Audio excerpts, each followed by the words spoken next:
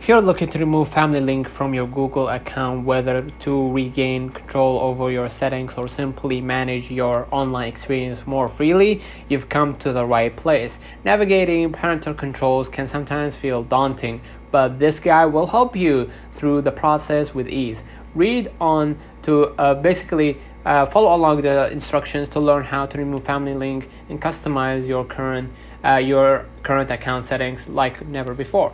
So first of all, open up any app related to Google, whether it was YouTube, whether Gmail, whatever it might be. Just go ahead, click your avatar icon at the top right, click manage your account, and then swipe left, and then click people and sharing.